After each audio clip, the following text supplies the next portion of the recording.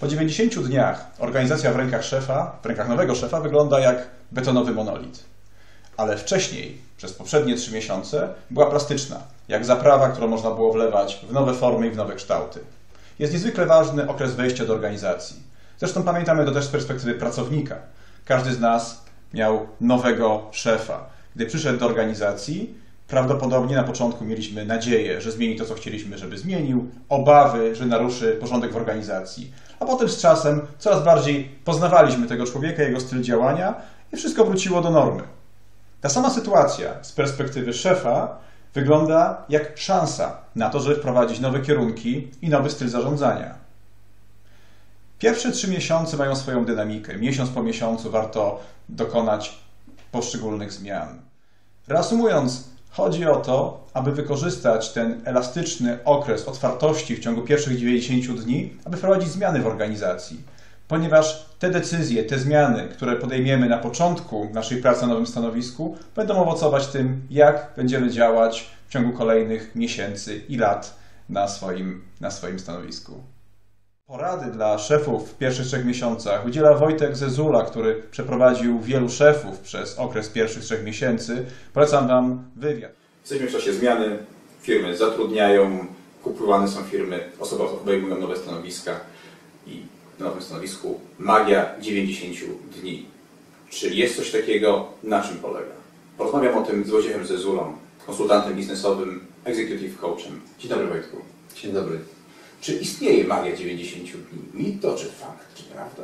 To jest oczywiście termin umowny, ale bardzo ważne, aby w ciągu pierwszych kilku tygodni podjąć decyzje, które wszyscy oczekują.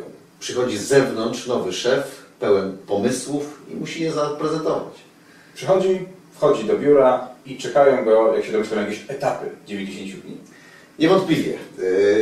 Moim zdaniem są 2 aspekty, którymi się powinien zająć. Aspekt stricte biznesowy, czyli zwrócić uwagę na liczby, na wskaźniki, na cele, które ma osiągać. I drugi aspekt dotyczący stanu organizacji w sensie bardziej miękkim, czyli motywacji ludzi, również dotyczące zaangażowania, kultury organizacyjnej. I od tego zaczyna.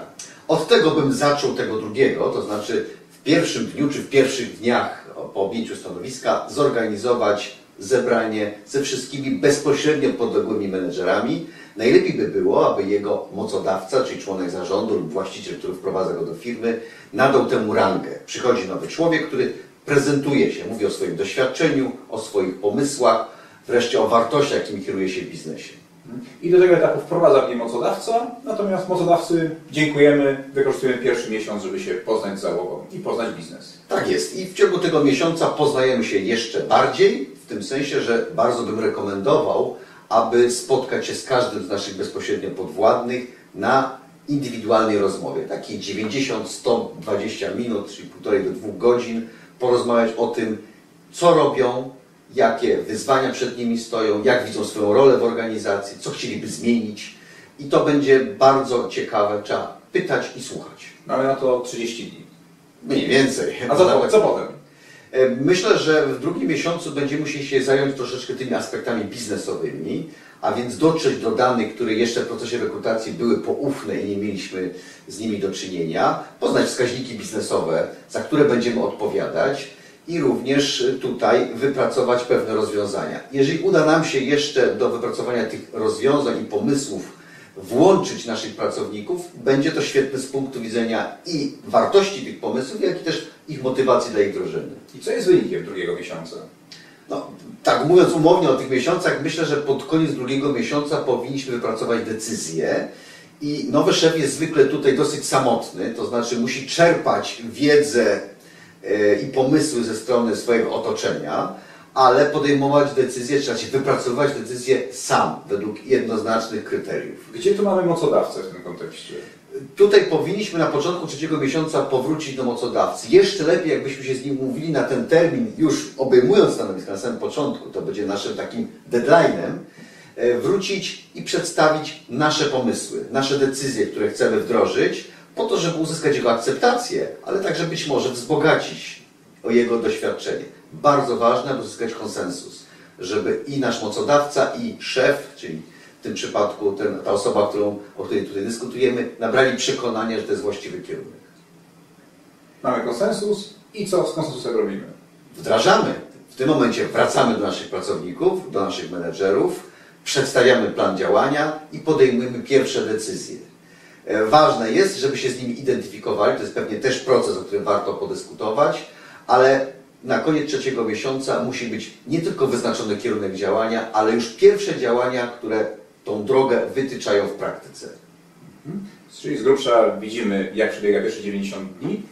Jakie rady, jakie najlepsze praktyki przekazałbyś naszym widzom na temat znalezienia się w pierwszych 90 dniach w organizacji? Ja myślę, że trzeba już rozpocząć te działania, zanim podejmiemy pracę. W procesie rekrutacji zbierać informacje, które są nam potrzebne do podjęcia decyzji, czy będziemy się dobrze czuli w nowej roli. Rekrutacja jest procesem symetrycznym. Nie tylko pracodawca o nas, ale my również o pracodawcy będziemy zbierać informacje. Potem w pierwszych tygodniach będziemy starali się poznać nasz zespół, jak realizuje swoje cele, w jaki sposób widzi swoją rolę. Następnie wypracowujemy plan działania, najlepiej z uczestnictwem naszych podwładnych. Uzyskujemy taką kontrasygnatę ze strony naszego mocodawcy i podejmujemy decyzje, które będą już nieodwołalne i będziemy się nimi zajmować w ciągu następnych 90 dni. Świetnie. Dziękuję serdecznie. Dziękuję bardzo.